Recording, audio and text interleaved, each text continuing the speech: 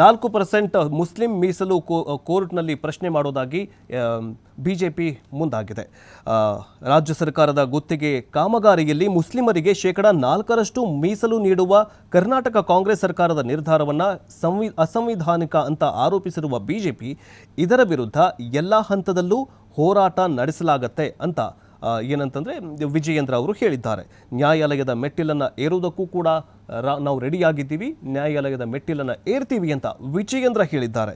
ಈ ಕುರಿತು ಸೋಮವಾರ ಇಲ್ಲಿ ಜಂಟಿ ಸುದ್ದಿಗೋಷ್ಠಿಯಲ್ಲಿ ಮಾತನಾಡಿದಂತಹ ವಿಜಯೇಂದ್ರ, ಬೆಂಗಳೂರು ದಕ್ಷಿಣ ಲೋಕಸಭಾ ಕ್ಷೇತ್ರದ ಸಂಸದ ತೇಜಸ್ವಿ ಸೂರ್ಯ, ಬೆಂಗಳೂರು ಗ್ರಾಮಾಂತರ ಸಂಸದ ಡಾಕ್ಟರ್ CN ಮಂಜುನಾಥ್ ಮತ್ತು ದಕ್ಷಿಣ ಕನ್ನಡದ ಸಂಸದ ಬ್ರಿಜೇಶ್ ಚೌಟ ಮುಸ್ಲಿಮರಿಗೆ ಗುತ್ತಿಗೆಯಲ್ಲಿ ಮೀಸಲು ನೀಡುವ ಮುಖ್ಯಮಂತ್ರಿ ಸಿದ್ದರಾಮಯ್ಯನವರ ಸರ್ಕಾರದ ನಿಲುವು ಅಸಂವಿಧಾನಿಕ, ಇದನ್ನು ಕೂಡಲೇ ಹಿಂಪಡೆಯಬೇಕು ಅಂತ ಆಗ್ರಹ ಮಾಡಿದ್ದಾರೆ.